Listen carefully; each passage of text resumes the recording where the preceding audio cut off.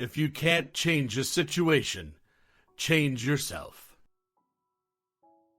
Pain is only bearable if we know it will end, not if we deny it exists. I do the unpleasant tasks before I do the pleasant ones. When a man finds that it is his destiny to suffer, his unique opportunity lies in the way he bears his burden. Man's inner strength may raise him above his outward fate. The last freedom is choosing your attitude. When a man cannot find meaning, he numbs himself with pleasure. In times of crisis, people reach for meaning. Meaning is strength. Our survival may depend on our seeking and finding it. As for the concept of collective guilt, I personally think that it is totally unjustified to hold one person responsible for the behavior of another person or a collective of persons. Man can only find meaning for his existence in something outside himself. If there is meaning in life at all, then there must be meaning in suffering. Every human being has the freedom to change at any instant. God is the partner of your most intimate soliloquies. Religion is the search for ultimate meaning. The more one forgets one's own self, the more human the person becomes. Despair is suffering without meaning. The point is not what we expect from life, but rather what life expects from us. Each of us carries a unique spark of the divine, and each of us is also an inseparable part of the web of life. An abnormal reaction to an abnormal situation is normal behavior. The quest for meaning is the key to mental health and human flourishing. To suffer unnecessarily is masochistic rather than heroic.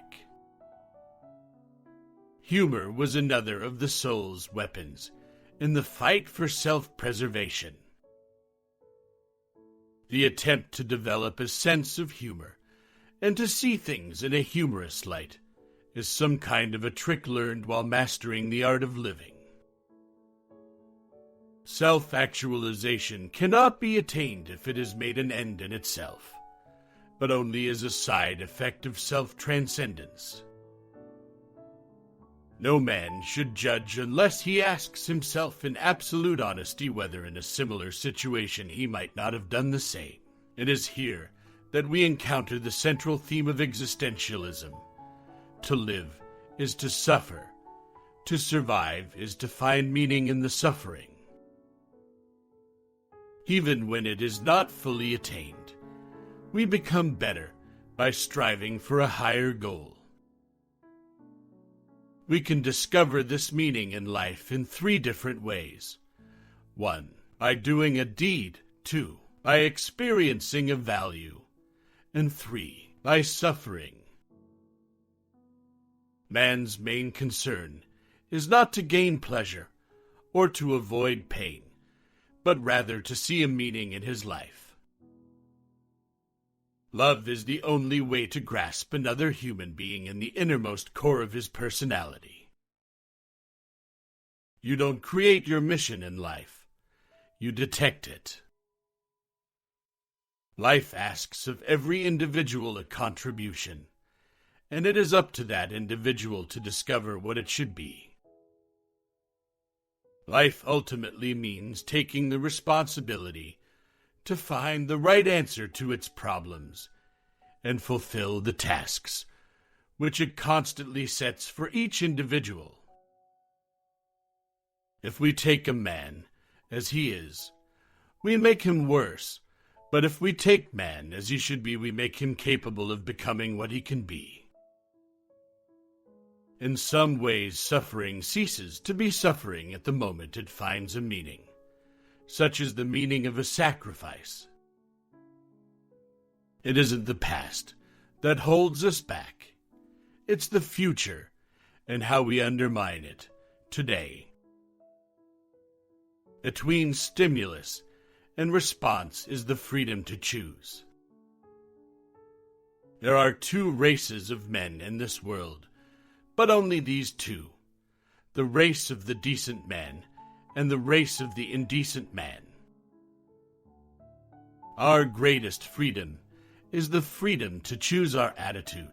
Our greatest human freedom is that, despite whatever our physical situation is in life, we are always free to choose our thoughts.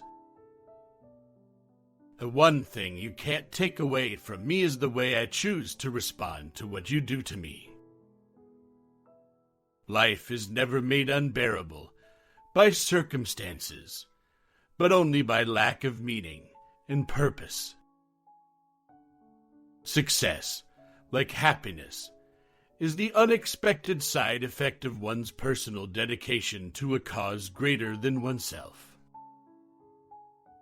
When a person can't find a deep sense of meaning, they distract themselves with pleasure.